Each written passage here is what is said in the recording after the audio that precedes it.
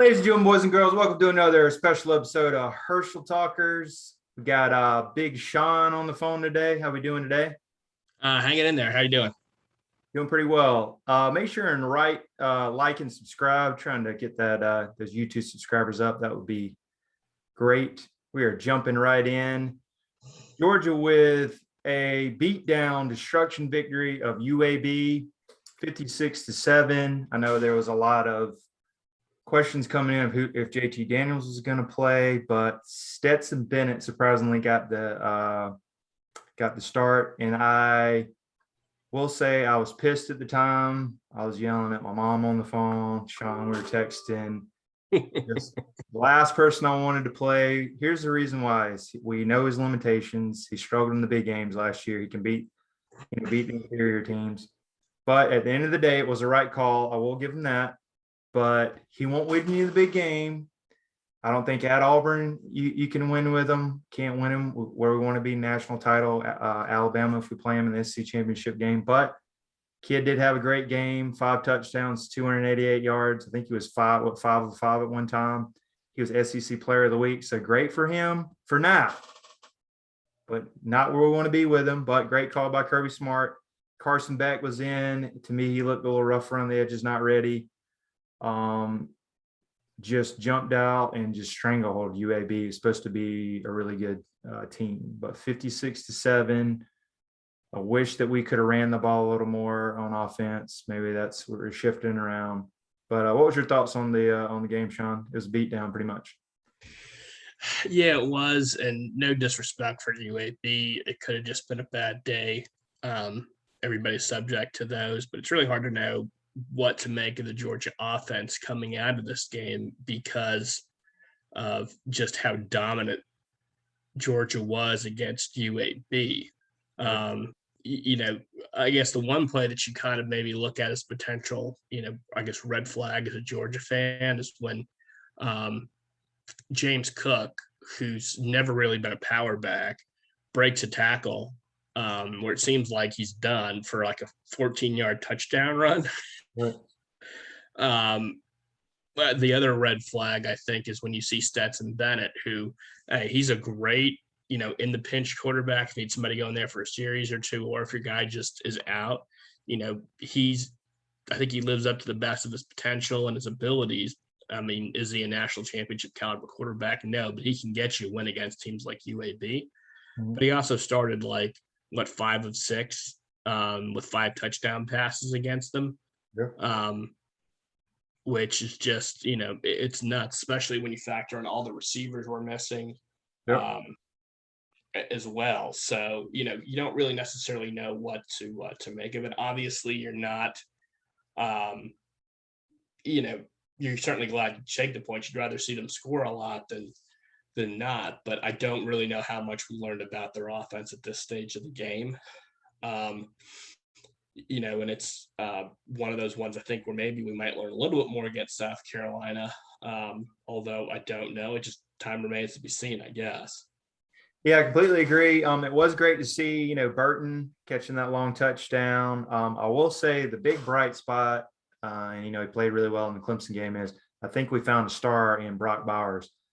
That kid was really fast going down the sidelines. I think one of my friends said they had him on GPS at 21 miles an hour on that one, which is great because, kids 6'3", 6'4", pretty good size, 240. Man, he had some wheels, and I think when we do for sure. Washington, you're going to have Bowers in Washington, 1-2 punch could be deadly.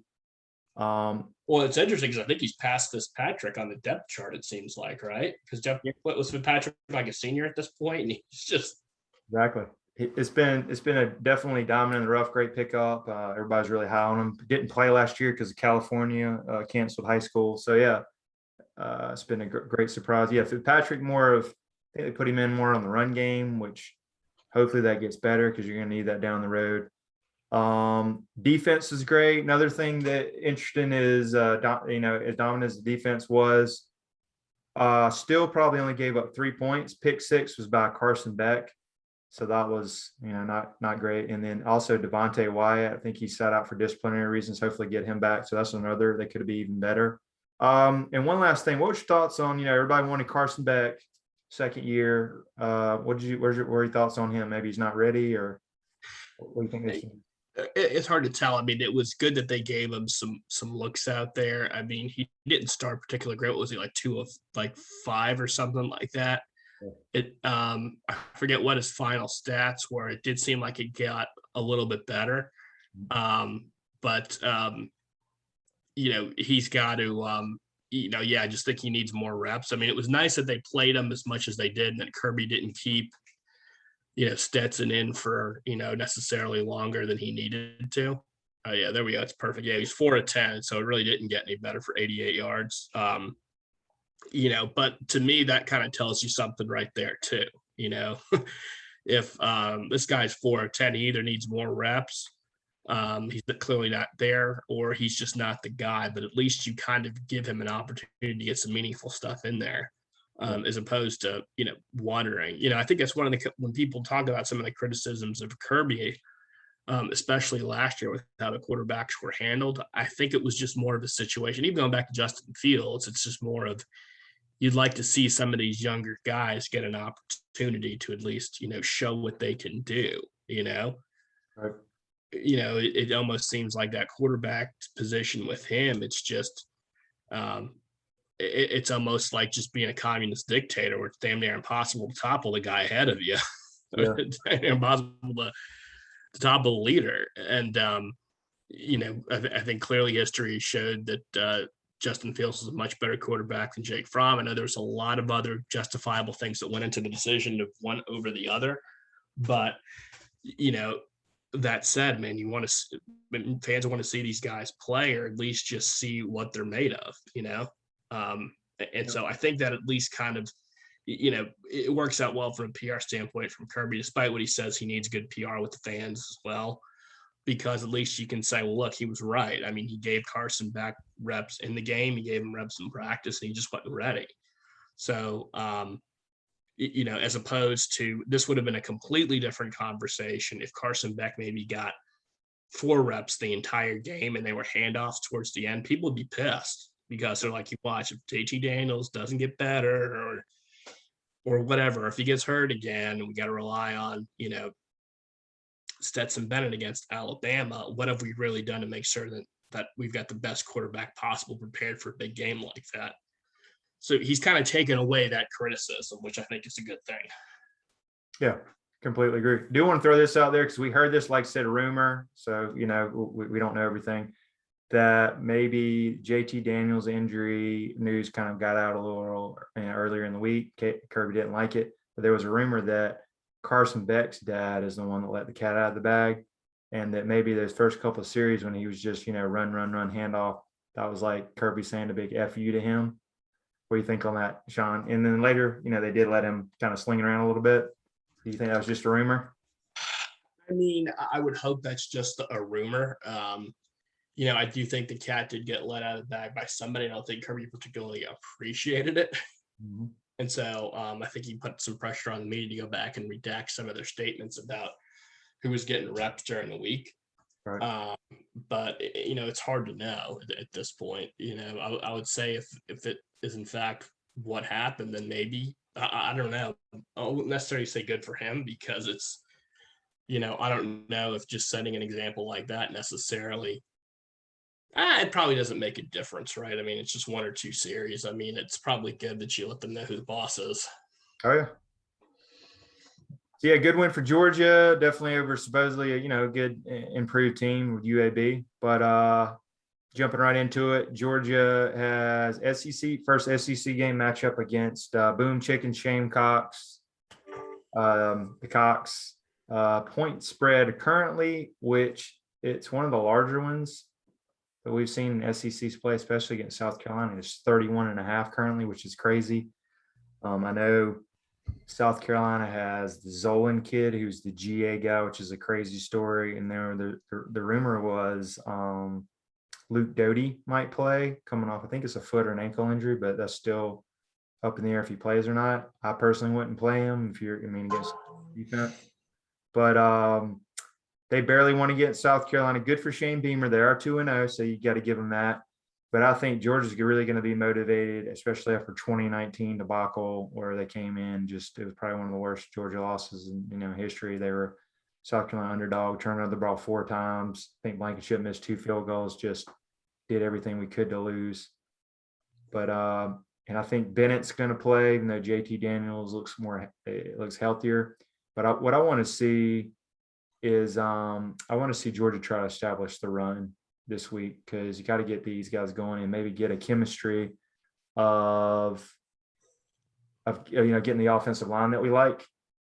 So that's kind of what I want to see. But 31-point favorite, and at home is always good. It's going to be on, I think, ESPN too. What's your thoughts on the Georgia game, Georgia South Carolina? I think that the spread's probably accurate. South Carolina does come into this game 2-0, but their strength of schedule so far this year is like 90th in all of college football, and they barely beat East Carolina last week. Right. I mean, Georgia's got some dogs on that defense. I don't really expect South Carolina to do a whole lot. Yeah. I think Georgia could almost, cover the spread on accident. Yep. So what would you like to see this week, though? And here's the other question: do you want Bennett to play? You think it's one more rest, JT Daniels? First and the most important thing I want to see out of Georgia is for us to have more points than the other team on the scoreboard. Always support it. Always. But I do want to see us, have more success on the run. I think you're right. I would like to see. I'll tell you what I want to see. I want to see who's the center that's now playing guard. We want Warren Erickson. Yeah, I want to see Warren Erickson on the bench. No offense, but just I think it's a bad idea having your center playing guard, having 2 centers playing out there at the same time, because you risk getting one of them hurt, right? And then if the other, then you're just down to one, right? That is a good point, Van Prime. I'd also like to see somebody other than Jeremy Sawyer take over that left tackle spot and to see him slide into guard. Yeah. I think that probably solidifies your offensive line, and just hopefully just continue to dominate defensively, and then just kind of establish the run, like you said. Yeah, and I hope we get a good consistent 5 on our offensive line. I'd like to maybe see Broderick Jones or Mims come in. We can try to get a good rotation with that. So yeah, offensive line and get the running game going is most important. But I'm gonna go ahead and make my pick. I'm gonna go 38-7. I think there's maybe like a backyard touchdown against the Scrubs, but I'm gonna go 38-7. And I think it could cover or be a pick on that. So I'm gonna go 38-7 is my pick. What's your pick, Sean? I'm gonna say 45-3. There you go. I'll take that. It's gonna be hard for them to they got a little bit of defensive line, but I think it's gonna be tough. Yeah. And then, ladies and gentlemen, special guest back in the building. We got Angry Scott. How are we doing today? Oh, I'm doing fantastic. How are you? Or let me rephrase that. How are you, Trey? Because Sean, you sound like absolute dog shit. Thank you. Well, but all jokes aside, are you doing all right? Yeah, I mean, it's just fortunately because I'm vaccinated. The audience, I'm currently getting over the Rona. But it's kind of like the flu at this point. The most annoying thing is that I'm at that stage of the symptoms where it's like nauseous. Right. So like even drinking water makes you feel nauseous. So it's kind of annoying. Well, I actually felt pretty nauseous watching Ohio State play Oregon on Saturday. I didn't have any the Rona or the My Sharona or any reason to My Sharona. For all the kids out there who don't remember that, go watch Reality Bites, because I got just a little, taste of Reality Biting once again on Saturday. Is there a better segue than that? That is great. I don't think so. Hey, I want to quote my boy Uncle Lou, and we'll steal this. Sorry, Scott. So is it what do you guys call it again? It's not the big house, is it? What do you guys call it there in Ohio State? It's the horseshoe. It's why they call it the horseshoe? Because it looks like a horseshoe. Okay. All right. You're in between the hedges. You're in between the hedges. Right. I know you're in between the hedges, but do you call yourself, in between, the trees? Oh, wait, no, those are hedges down there. Do you know what a horseshoe looks like? I'm assuming you do. So Ryan Day at the horseshoe got this old plastic looking, scooped it out into the middle of the of the middle of the 50-yard line and took a big old warm pile of poo on the shoe when the Ducks came in. And I'm going to let you have it, 35-28. Not the best win. Yeah. I sorry I had to say it that way. Go ahead. Okay. Well, we have taken some poos in the shoe over the years. It's few and far between, but I'd rather take a poo early in the year instead of shit my pants in a game of the playoffs. You know what I mean? I agree. That's true. Scott will play a first half, and then Kirby Smarts need some diapers for the second half against Alabama. I agree. We've been there. So here are my thoughts on the game. It was very fucking frustrating to watch. From an offensive standpoint, we couldn't do much. Now, CJ Stroud, this is his second game. You'd hope he'd be a little bit more settled in. But here's what I've learned. Newsflash, he's not Justin Fields. Okay. He's overthrowing guys. He's missing throws, and you have phenomenal wide receivers. You could make an argument, and yes, everyone needs to hear this because it is very accurate. You can make an argument that right now Ohio State has one of the best receiving corps in the whole country. Oh, yeah. I don't think it's even an argument. I think it's the best in college football. Yeah. And the kid there, Williams, who caught a touchdown last year versus Clemson, he's now, playing for Alabama. It looked really good against Miami. So the other concern is, we also couldn't run the ball. And we had, was it Tamayan Williams and Trey Hendrickson, and where we have an O-line that should be dominant. They weren't dominant. So are they also stacking the box because CJ Stroud can't make a throw?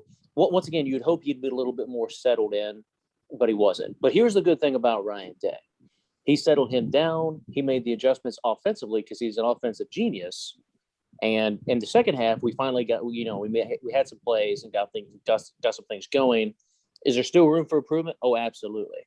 But what I saw on Saturday was not a top 4 team. The concern is, too, how many times did we go for fourth downs in the game? Only because we fucking had to. We had no fucking choice. Because guess what? As I make my way to the other side of the ball, now offensively, yes. Could we be better?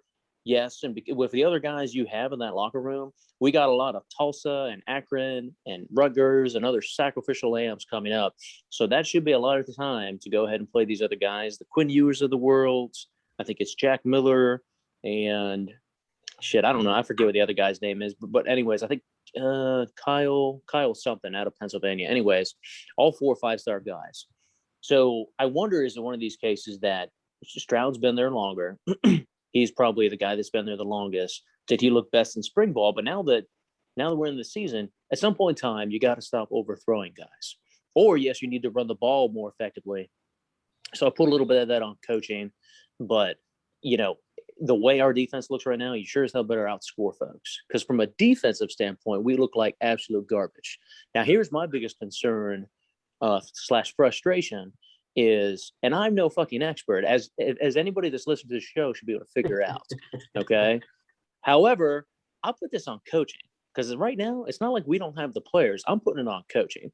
When you continue to go and do that, and on the broadcast when they announce it there at Fox, which look, I don't care. I guess they're fine. I'm not like a Gus Johnson, he seems like that kind of guy that's always happy, and maybe you come in and you're hungover and he's like, hey, how's it going? And like, can we just have you, like, can you just have decaf for a little bit? It's just a little bit too caffeinated, a little bit too fucking happy. Nice guy and all that garbage, but sometimes, they're not my favorite announcers to announce a game, okay? But when they're sitting there and saying, Ohio State's coming out of this defense, we're not showing them anything else. Okay, here's what we're going to be in. Okay, guess what we're going to do? We're going to go ahead and run this play that's worth the last 5 fucking times. We're going to pitch it out, and they don't have a fucking answer. Other guys are going to be out of place, and they're just going to run all over us. And it was horrific to watch. So, I mean, I put a lot of that on coaching. And then throughout this week, actually, Ryan did make some comments that they're going to go and change just simplify some things. Just having guys in the right place, I think, goes a long way. Kerry Combs is the defensive coordinator right now. He's a great recruiter, but I don't know how good of a defensive coordinator he is. Maybe he needs I can tell you he's awful. Well, I from Saturday, I would say yes. So, and at the end of the day, hey, Ryan Day's the head coach, and it falls on Ryan Day. And so that's the biggest concern. They got to make some changes because right now, once again, we do not look like a top 4 team. And I'm glad, Yeah. I'm sure so glad we were playing Georgia or Alabama, because it would have been a whole lot worse. That doesn't mean that Oregon's complete garbage. But the run defense was my biggest concern, because we couldn't stop anything. The secondary is still questionable. The coaching, hey, I give an F. It's kind of like that or an F minus on the defense example. I'll give a C in the first half on the offensive side, a B in the second half. It's kind of like with Kevin Warren's job, the job he did last year. He also received an F. So I don't know. I'm just glad we didn't go and play just a better team. I don't know what to tell you. But that being said, that was I think Ohio State was 9-0 old time versus Oregon. So that was the first game they've ever won.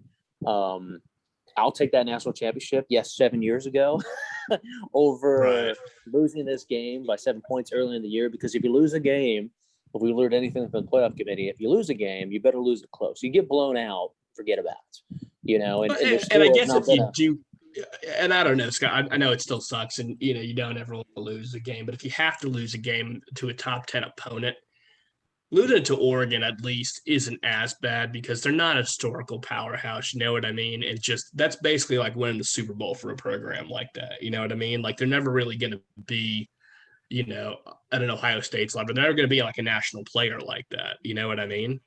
Well, they could, though, because they have the backing with Nike, and who knows, everyone is. You're correct. Historically, it's not Alabama, it's not LSU, it's not Georgia. Okay, it's not even Michigan. However, things can change. I mean, historically, Clemson until 2015 wasn't exactly an ass kicker either. They were Clemson in. Do you remember that? Yeah. And now they're dabbling and douchebagging it up and pizza parties and all that other bullshit. So the fact of the matter is, if you're gonna lose, it's good to. Well, it's never good to lose, but if you lose by 7 points, then you're fine. Here's what we know about the playoffs: a 2-loss team has never got in. And if you just get blown out like we did by Purdue several years ago, forget about it. You can't get blown out, and you can't get blown out by like a bad team. At least we lost to I want to put number 4. If I want to put a positive spin on this, we lost to what appears to be a good team by 7 points. Yeah, and they're currently ranked number 4, which looks really good. Yeah. What were your thoughts there on the games, boys?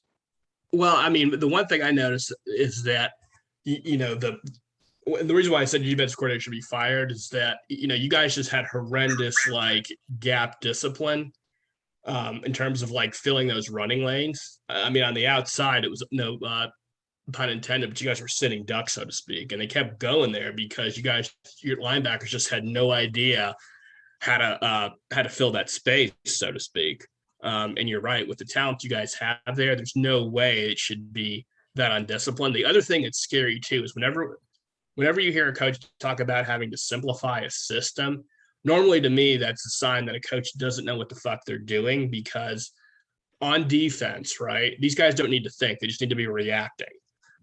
We had a defensive coordinator where our guys, overthought too much. His name was Todd Grant, and he's currently at Florida.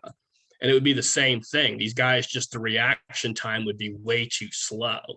So if these guys are having to process too much information, they're going to be a step behind the whole time. Well, here's the reason. Here's why I feel slightly confident that Ryan Day can correct this, because we had this issue a couple years ago, and I forget the guy's name, but now he's a defensive coordinator at Oklahoma, and it was, I want to say, Urban's. It wasn't his last year. It was 2017, so it was the Dwayne Haskins year, and it was here we are giving up 50 fucking points to Maryland and all this other bullshit, and it was because, to your very point, we're doing the same thing. We were. This is not an NFL defense, and with our talent on most Saturdays, we don't have to have the things that complicated. We just need to be simplified, know where to be, and that's how we can go and we can make those plays. So that's why I'm slightly confident that Ryan Day can correct this, because one of the first things he did in his first year, he came in 2019, is like, here you go, we're going to simplify things, especially for these games early on. As the season goes on, if you want to go and make things more complicated, then so be it. But to your point, like, we just weren't there. What it reminded me of is a national championship game, except Alabama sure as hell a lot more talented than Oregon. And you got Devontae Smith, and we had no fucking answer for him. Yeah. We had no answer for him all night. And then you got this running back, and I forget, was it Verdell or what the guy's name? We had no fucking answer. And I knew where he was going to go. I said, shit, it's 4th and 2. I know he's going to pitch it out to the left, and we don't have a fucking answer. So It was very frustrating. Yeah, tough loss. I was kind of living through Sean because I was actually at the gym working out because Georgia game was later. But I saw the highlights. But yeah, it looked like a tough loss. And I did catch that, Ryan Day, they said manned up this week. And I guess they usually let some of the assistant coaches talk. And like he took all the questions. He said there's got to be some changes made. I'm still with the DC, but I just, looks like there might be some behind closed doors changes to the defense. But transitioning to that, you guys play Tulsa this week. I believe it is a 24-point spread. We've got that Georgia Bulldog part of the schedule with that big game you had against UAB last week, where you're like, hey, it looks like we fixed all of our problems. And I'm sure you guys have another sacrificial lamb late in November, right? Who do you got late in November? Just show me the Bulldog schedule here. You got that out there by chance? Yeah, I can. Hey, what is it? Charleston Southern or something like that we play? We do. Yeah. Later in the year. Hey, but I mean, we're playing the sacrificial lamb this week too. We're playing South Carolina. We got Vanderbilt next week too. Scott, we're trying to get our QB healed up.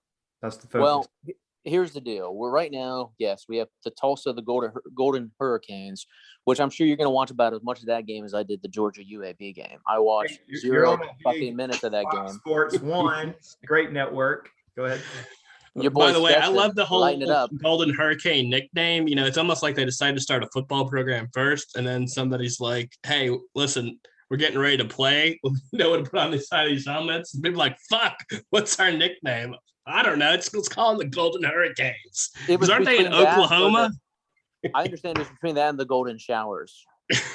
Hey, I think you guys are actually saying it wrong. It's the Golden Hurricane. Is that what it is? Hurricane. Oh, there you go. Well, I guess. Oh, not that it makes think about that. I guess there's only a single hurricane that comes through, right? There aren't usually several hurricanes, right? There could be several tornadoes that maybe spin up a hurricane.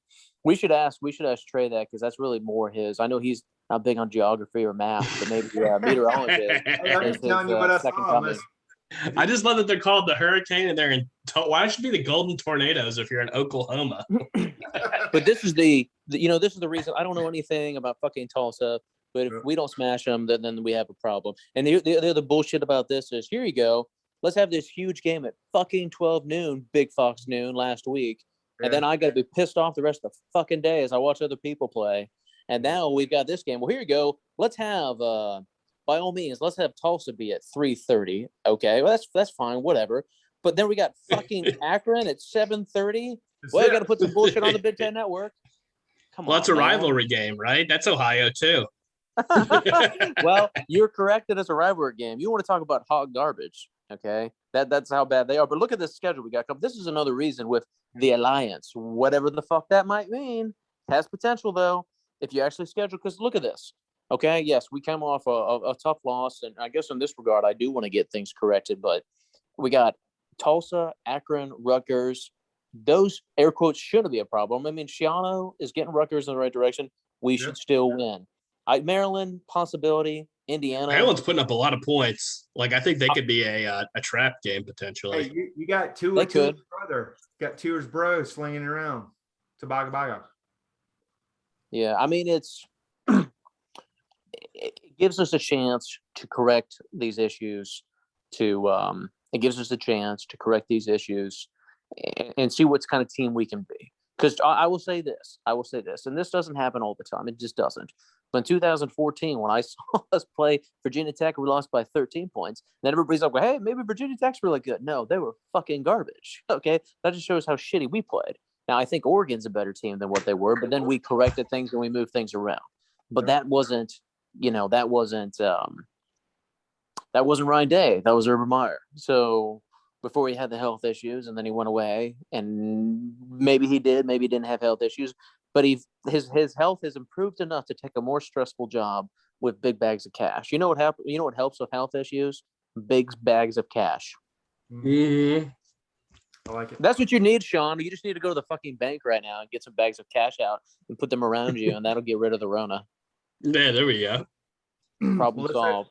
Let's hope the Buckeyes, regroup this week. Hey, Scott, give us a prediction on a score you'd like. 24 points. Well, we sure as fuck better win. That's my fucking prediction. I was not watching every fucking game. Damn. We don't beat fucking Tulsa. It's one of those games you're like, oh man, if you got something else going on that day, I don't want to miss the game. But if you did lose, fucking, aren't you glad you didn't see that garbage? If you play against a team like Tulsa. Exactly. All right, great transition. We'll talk about the rest of the slate here. Can I give a couple other hot takes from last week, Trey? Yeah, sure. Go ahead. Our transition. I know I didn't get a really good shot to tell you about my Georgia game. During that whole game, I wasn't drunk. I was thinking about getting drunk, and at the same time, I was like, That was your Tulsa game last week. I was like, hey, look, if Georgia fucking loses this game, then you're gonna come on and go off, as you should, because Georgia under no circumstance should win, and they looked really good, even with your boy Stetson. Because Stetson makes it easy for you. There you go. Sean knows I went off on my mom. I was texting people, I hate Kirby Smart, fire him. I was so pissed when I saw him come in. But Scott, quarterback controversy. I'm not a Stetson man, but at the end of the day, he did get it done. SEC Player of the Week, 5 touchdowns, but he's got limitations. Well, before we get into the game, the slate of games here this week, I'm going to go and give you my hot takes on some things from last week. If anybody sees the dumpster fire, which is formerly known as Florida State football, they lost to, was it Jacksonville State? That's right. Yikes! And you know the what? Best was the player not letting the loss bother him and going forward with the proposal. Yes, now you know where I was going. Every time something horrible happens, you know what I should have done? I did tell my wife how much I love her after the Oregon game, but I wasn't like, hey, why would you, after a horrible loss, why would you go and propose to your girlfriend on the field after you lose to Jacksonville State? This isn't a Boise State, Oklahoma situation. It's like, oh, wow, wasn't that just an unbelievable game? Maybe keep that in your back pocket and you say, hey, look, or maybe do it after a win instead of like a horrific loss. Because if anybody would have gone and after that Ohio State Oregon game, if there are any Ohio State players be like, this is the time I should go and propose to my girlfriend, you need to kick him off the fucking team. There you go, right there. Transfer portal. Yep. Do it. I agree. So what kind of garbage talk about? Yeah. What'd you say now? Just talk about football was it a prophecy or whatever they call it? All right, so Jacksonville State beats Florida State, right? UAB blanked Jacksonville State the first week 31-0, and Georgia put the whooping beat down on UAB 56-7. So how bad is Florida State's what I'm saying? I mean, I hear all that. It doesn't always translate like that, obviously, but I hear what you're saying. The other, I'll give you my other quick hot take on USC with your boy Clay Helton being fired. All right, go ahead. Transition. We'll go into this. Go ahead. Boom. Well, there's two USCs, and there's two USCs. One's a Trojan, one's a Cock. It's a little FYI. And you're playing the Cocks this week, aren't you? So here's the deal. If you look at the top programs right now, look at some of the top programs right now. Georgia. I'm not talking about your boy Stetson. I'm talking about JT. Where's he? Where is he from? Southern California. USC. You look at CJ Stroud. Doesn't look great right now, but where's he from? California. You look at DJ Ugalongoleye, and I know I said that wrong, but I don't care. Clemson. He's from California, exactly. And then also Bryce Young. Isn't he from California for Alabama? Yep. So that should be an indictment on where Southern Cal is right now. It appears as though the dumpster fire of UCLA, and we're starting to see a little bit better Chip Kelly, but Clay Helton, things have been going downhill for quite some time. So I understand that. It's kind of amazing that we're not even out of September and it got fired. But that just, to your point, you want to say, hey, here's what happened in one game, and then what happened in the next. Well, Stanford lost to Kansas State by a bunch. And then they kick USC's ass. We're like, oh, fuck this bullshit. You're out. Yeah.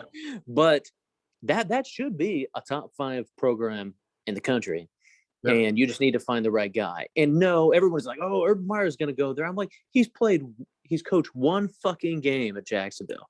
You think he's going to leave and go. Now, 3 years from now is a different story. Okay.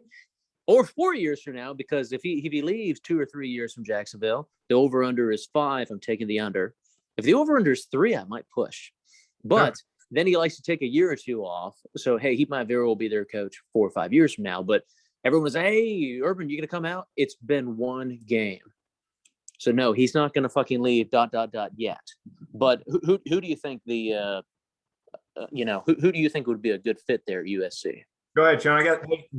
Sean and I were talking about this earlier. I want to ask Scott this before we get into it.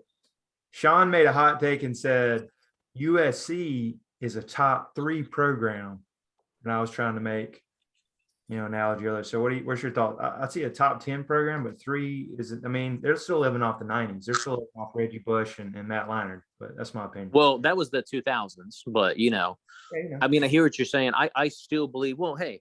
But before Nick Saban, everybody thought Alabama was done too. I mean, the Alabama's absolutely a different program with Nick Saban. So you find the right guy and you have the right base, and anybody can go and reignite something like that. So there are other people that are probably it's going to be much more difficult, like the Notre Dames of the world, because academics are so fucking important, and that's why they get their ass kicked all the times in the playoffs. Ha ha ha. But anyways. But there's other programs. You find the right guy, and I believe it can be resurrected to a top 5. I believe that.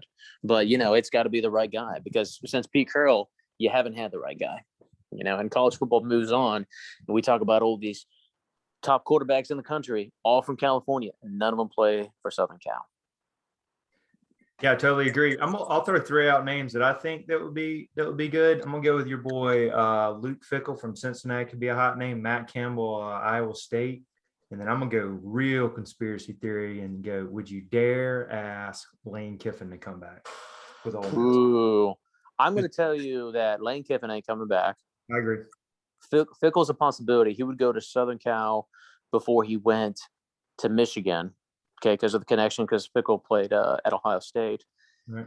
The question is too, man. I think with Cincinnati joining the Big 12 in a couple of years, and him being from Ohio and coaching in Ohio, he might feel as though he can. I'm not saying that he won't make a jump at some point in time.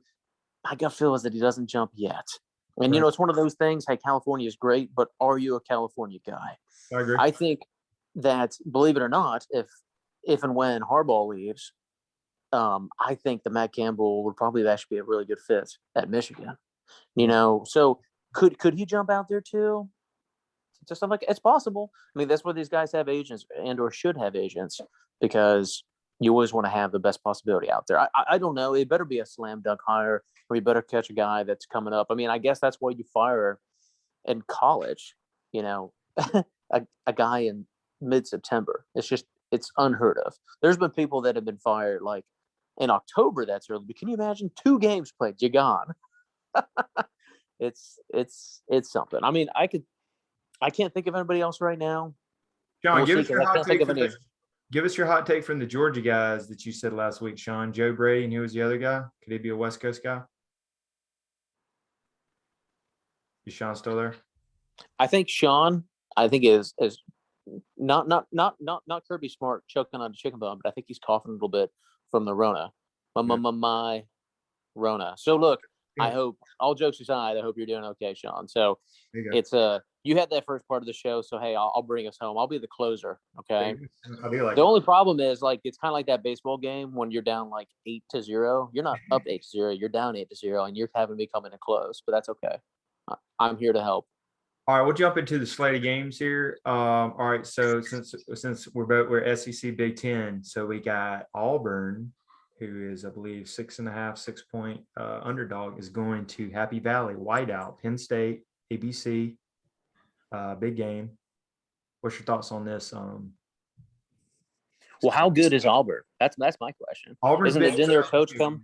Well, I know haven't had back-to-back games. They scored over 60 points or something. So the question is, cupcakes. Yeah, well, there you go. Didn't their coach come from Boise State or something? He did, and he's actually recovering from the Rona too. COVID, Rona, the woo-woo, whatever you call it. He had it. Yeah. He's back. So the question is, how good are they? And I think Penn State's better. They look good against Wisconsin. I don't even remember who they played last week, but I think they're better. But they're Clifford, the dumb red dog, is their quarterback there, and he will throw some John Clifford horrific interceptions at bad times. That's what I've seen him do, and I think he has some leadership in the locker room, but he's not that next level talent. So that being said, it being in Happy Valley, I've actually been to a couple games in Happy Valley, so it is actually a great setting for a college football game. You ever been in I was ready for this. Ready for this, Trey? I will take you back. 2005. I was at the first fucking whiteout ever. I said, "Hey, Ohio State's gonna come in here. We're gonna kick some asses," and we lost. So I went to 2 games in 2005. I went to when Ohio State played Texas at home with Vince Young. We lost, and I went to that game where Ohio State played Penn State on the road, and they lost. We won the rest of the games that I did not attend. But it is actually, there's going to be like 108 to 110,000 people at that game. So it is actually a great game to watch. So, Penn State's looked pretty decent. They played Wisconsin. Did you wear white, Scott? Did I wear white? Fuck no, I wear red. I want to stand out like a sore thumb.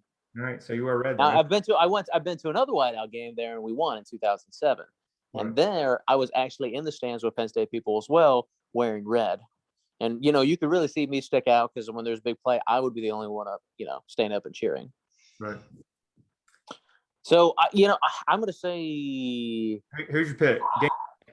I'm gonna go Big Ten on this one. All right. I'm gonna say Penn State. I'm gonna say Penn State by 9, and I don't know what the score is gonna be. Is that going to be I'll go 30-21.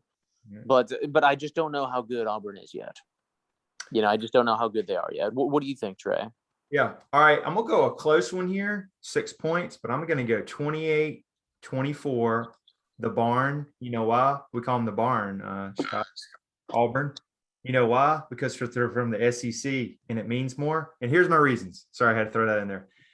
Brian Harson's good coach, but I'm going to go with Mike Bobo, who is actually used to be the OC for Georgia, coming off getting fired at Colorado State. He was only at South Carolina.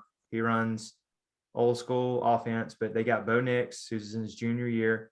And then also we call him Derek Mason, who we call Kevin Hart, short dude, has a really good defensive plan. I'm going to go 28-24 with a late Bo Nix to Tank Bigsby, or you might get a running at 28-24 in Happy Valley with a big win.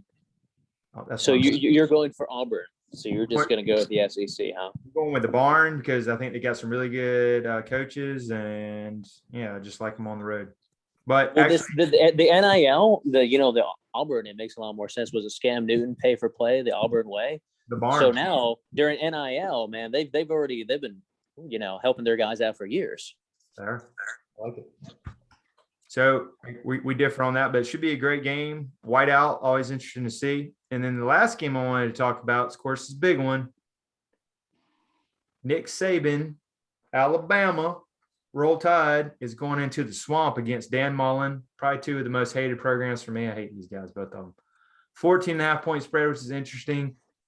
And so my question for you, Trey, my quick question for you is, are you rooting for the Meteor to hit the stadium?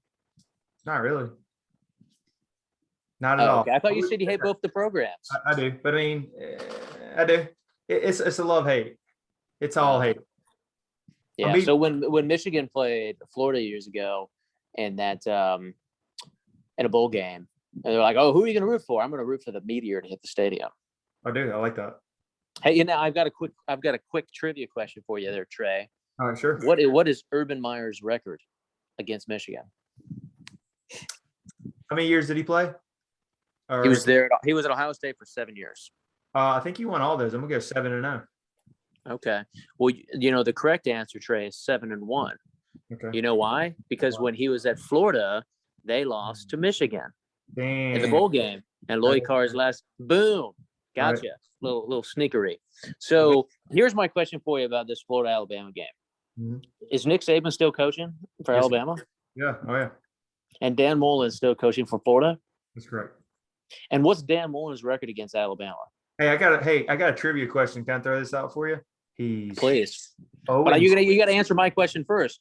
Do you know what Dan Mullen's record against Alabama is? I believe he's 0-6. I believe he's never won a game. So, where do you think I'm leading? Yeah, I agree. Here's what I want to know is, all right, I'm gonna throw another step. Hey, Scott, for all you degenerate gamblers out there, just to throw it out, I just heard this earlier. Dan Mullen is 0-6 against Alabama, right? But he is 6-0 against the spread. So this 14.5 at the Swamp, and you're probably going to start this guy is supposed to be really good, Anthony Richardson. I like this being closer than the experts think, as they say. So I like Florida hanging around, and Alabama wins. But I'm going to go 35-27. And it's going to be a little closer with maybe like a Florida late touchdown hanging around 35-27. So Am I looking at that right? That Alabama is a 14.5-point favorite? No, they're underdog. Alabama is a 14.5-point favorite. Yeah, 14.5-point favorite. Yeah, I agree. Yeah, they are. Yeah, I sure as hell know they ain't the fucking underdog. Yeah. But anyway, I just thought that stat was interesting that he's covered Dan Mullen always against Alabama. And, they did play him close last year before everybody sat out and Pitts and all these guys for the bowl game. So I thought it's supposed to mean more in the SEC and playing your fucking bowl game. I don't know. They were scared. They were scared of Oklahoma. Yeah. Well, they just didn't give a damn. Another reason to expand the playoff, but that's another story. Yeah, I'm going to go with Alabama. And is it at Florida or Alabama? It's at the Swamp, sir. Florida. Ooh, it's at the Swamp. You still got a young QB. So I tell you what, it could be closer. Well, if it's at 3:30, man, it's gonna be tough between because I'm gonna have to watch that big Tulsa game. You know, talk about the time that our game should be fucking noon. It's another story. Right. Look, I'm gonna go with Alabama, and Dan Mullen's going to choke on the chicken bone. The only thing they have going for them is you still got a young quarterback, and I went to that. That being said, he looks pretty fucking good so far. So, but I think. If we were about 14-point favorites and everyone was like, oh, hey, now was it Thibodeau and the other guy Flo being out? Well, hey, now Oregon has no chance. You say that to 18 to 22-year-olds. You say that and you hear that enough, man. You get the right group of guys that's just as talented or pretty damn close, and you get that in Florida, there could be an upset. Am I going to pick the upset? No fucking way. But there could be an upset. All right. So I will give you, I think it's going to be close early. I think it might be close into the third. Yeah. And then Alabama's going to roll, and I think they're going to end up winning by 17. Okay. So they'll cover. So, since you're the math major, I'll let you figure out. And they're going to Alabama has 34 points, and they win by 17. How many points does Florida have? 34-17, and you like them to cover. So all you gamblers out there, Scott's going with Alabama in the points. All right, last thing I want to talk about, good breakdown there. Let's talk about top 25 here. No, it's early. Oregon jumped up a big 8. The Ohio State dropped down 6. So my question is, who's surprising so far? Who's hot? Who's not? Who's good? Who's bad? In your opinion, so far? 2 weeks. Well, Alabama's Alabama. No surprise. Yep. Georgia has a huge win. Maybe bigger than Oregon, but not necessarily. How about these guys? Question mark still? Look terrible. I would. It's one game. Look, Georgia and your defense is right there. You're 1B. Yeah. Offense, I gotta see you do better against a non-sacrificial lamb. 9. That's a minute. I agree.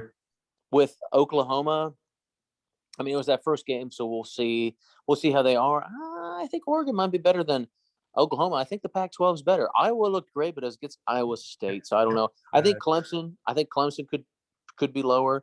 I think Texas A&M, they struggled against who did they play last week? Then they went like 10-7 or something, and they were allergic to first downs. Who the hell did they play? But it was a close game. I caught some of that game. Colorado, but it was on the road. Yeah. Well, Colorado's a real tough program. So anyways, the old Big 12 matchup. Now one's in the Pac-12, one's in the SEC. SEC, it means more. If you watch any of that game, I did not. Colorado should have won that game. So, I mean, to be honest with you, if we were out of the top 10, I would not be upset right now. But I think you also make an argument to if Texas A&M was a little bit lower and Clemson was a little bit lower, all those other teams are fine. I think I would put Oregon right now at 3. I think I'd put Oregon at 3. It's just that, when you start moving those things around, then you also get, so who am I going to move up? Scott, so that's always the tough thing. All right. Sorry, tangent here. It just hit me. Scott, guess who I saw today? I'm like 90% sure it was him. We always talk about Santa Claus? Who? Santa Claus. Hans Gruber. That's who you saw. Hey, here he's alive. Hey, Sean's back from the dead. Sean's back. Hey, one last thing. I was getting Smoothie King and Valentine, right? I'm sitting in my car. I was looking at my phone or whatever. Smoothie King, right? Got the whatever it was, coffee protein thing. Guess who comes in and Paul Feinbaum. Fuck yeah. Paul Feinbaum. You know what? Right ask me. Hey, he had his ask me if mask I knew that you were going to ask that question. I almost rolled down and went and go, Paul, I'm a big fan. I'm a Georgia fan. Paul, watch you every day. Paul. It's Paul Feinbaum. Had slick hair, had his little tie on, and I swore it was him. He had an SUV black Lexus. Paul Feinbaum, because he's right down the street from the Valentine where they have SEC Network and a show. Now let me ask you a question. I'm going to ask you a question, Trey. Did I know you're going to ask that question? No, you didn't know. That was a curveball. But I know they taped the SEC Network here in Charlotte. I knew that. Now in person, does Paul Feinbaum look like that penis of ears in person as well? He does. He's kind of slunched out. He's an old looking dude. He's got a black Lexus and he got a smoothie from Smoothie King. So I'll give him that. Oh wow. Listen, I just got one more thing I want to talk about. Yeah, go ahead. I know you guys were getting into it when I had to take a break. What? The USC job. Yeah. Hey, we covered that. Did you hear it? Go ahead. All right, well, I want to give like a few thoughts on that. Yeah. To me, I know Luke Fickell is kind of like the name, and I know he's got the connection with the AD. Like USC's AD hired him when he was the AD at Cincinnati. Mm-hmm. To me, like a name that they really ought to look at too, Bill O'Brien.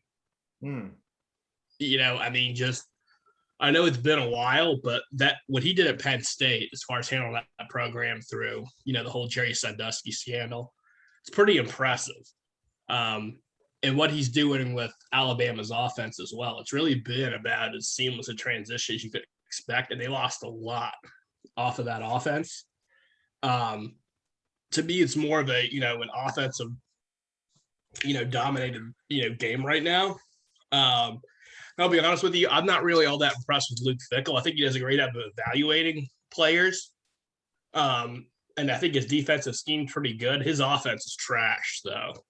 And I think that, you can get away with kind of out-talenting people to a point, but not when you get to a major conference like that. I think you need an offensive guy first. Now, Luke Fickell, if he keeps Graham Harrell for OC, that can probably work. But otherwise, I'd give Bill O'Brien a hard look. That's interesting. That's what she said, hard look. But anyways, Sean, you were maybe hacking up a bone, or not like in a Kirby Smart sense, or maybe you were hacking out a bone. That's what she said. But look, let me ask you this, because I know you had to step away for a second.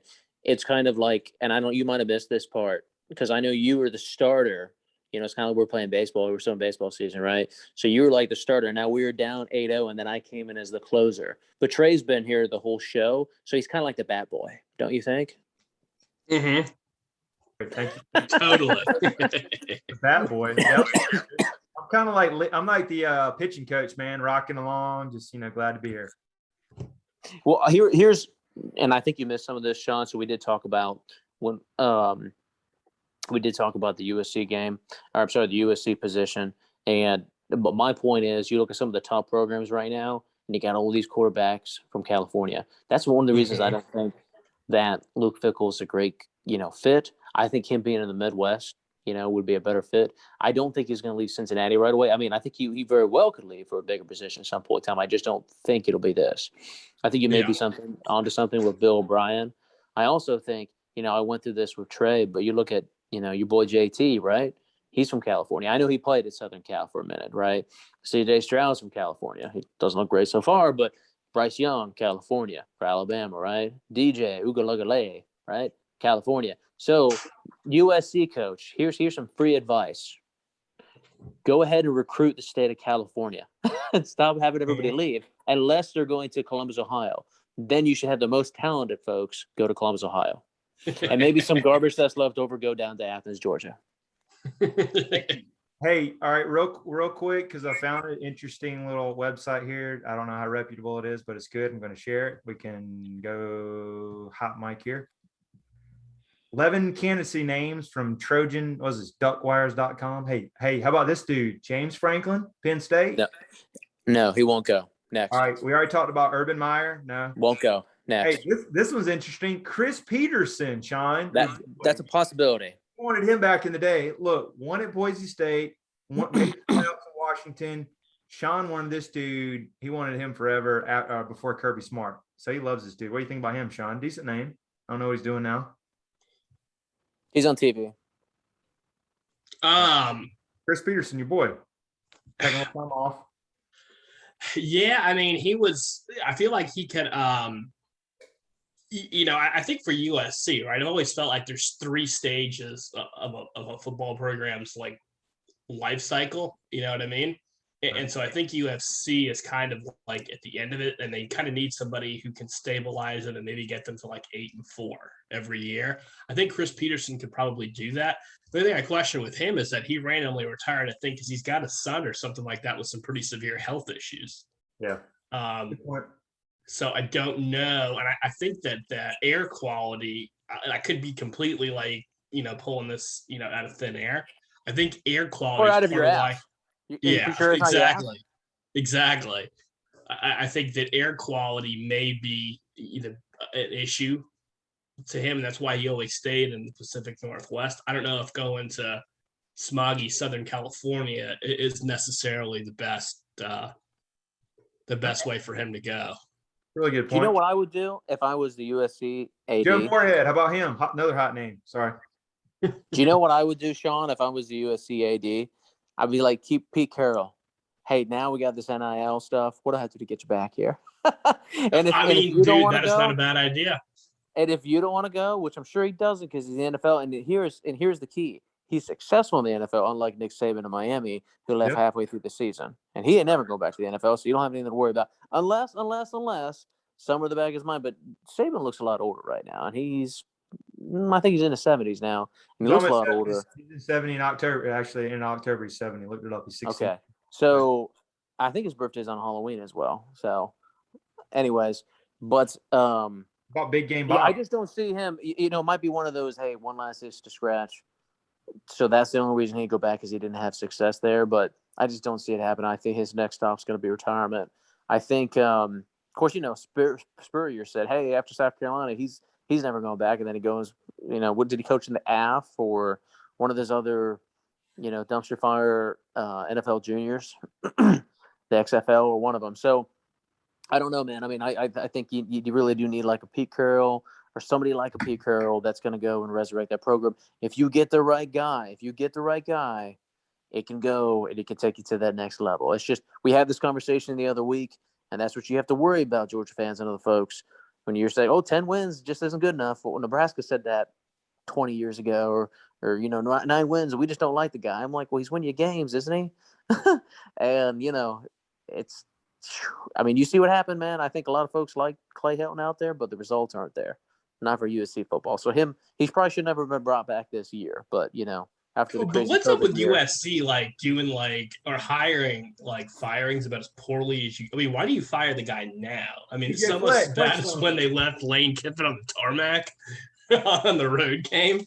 Made him get his own flight home. September. And you missed that, Sean, and that's what we were talking about earlier. This is maybe the earliest firing I've ever seen. The second game of the year.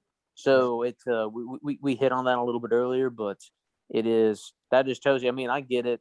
It still sucks, but if you did it sometime in October, you're having a horrible season, and then you want to be out in front to get these other hot coaching hires. So you can kind of beat everybody else to it, that college football's turned into the NFL in that regard. But can you imagine if this is the NFL and they fire the guy in the second game as well? You'd be like, you guys know what the fuck you're doing. You might as well fire your general manager as well.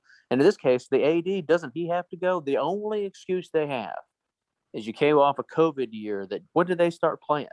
The Big Ten started playing late October. When did they start? Like November or something? Well, I mean, how many maybe. games they play? Like 4 or 5 games, or Yeah. so. It was tough to kind of go, and it was tough to evaluate programs that didn't play a full season last year. Right. And I saw a lot of those in the Big Ten. So I don't know. That'll be interesting to see what happens. But, if they want to, if you really want to get Urban, if you think you have a shot at getting Urban, then you're going to have to, watch him. Even then, in the unlikely scenario he leaves Jacksonville after 1 year, it's still going to be, he's going to want to take a year or two off. So I don't know what they're going to do, but I think you need to get the right hire there. Do you think they flirted with him in the offseason? I'm sure there was some conversations with Urban. There was that rumor. Do you think that happened? It's possible, but he also he could have went to Jacksonville. Texas. He could have went to Texas, and he didn't go to Texas either. So I think he really wanted to try his hand at the NFL, and why not do that if they pay you big bags of money? Well, and I think the other thing, that's interesting is I think part of maybe USC's taking a gamble right now too, and just maybe they fired this guy so early to try to court Meyer as long as possible because he's not going to have a whole lot of fun this year in the NFL in Jacksonville. Yeah, Trevor Lawrence he looks like he's going to struggle. I know we don't have much around him, but I think it's going to be a long year for him. Yeah, I mean it's a rookie quarterback, but still.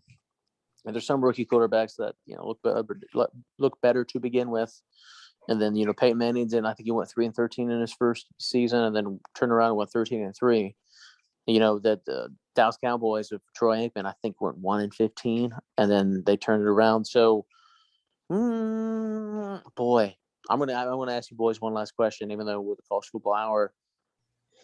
I'm gonna say. Do you think what do you think the record of the Jacksonville Jaguars is going to be? I'm going to say maximum 4 wins.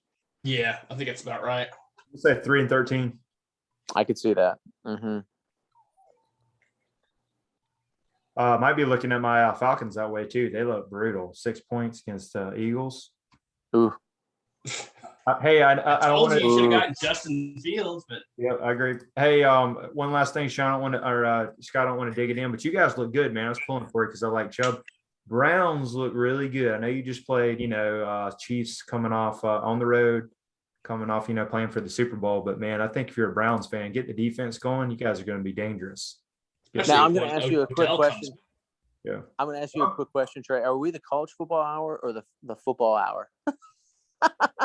I just know we talked about Jacksonville and who's our team, so I'm just throwing that at the end. I hear you. Here's my quick take on the Browns. Brownies. Wow, we looked really good. We looked really good in the first half, and then I said, "Oh fuck!"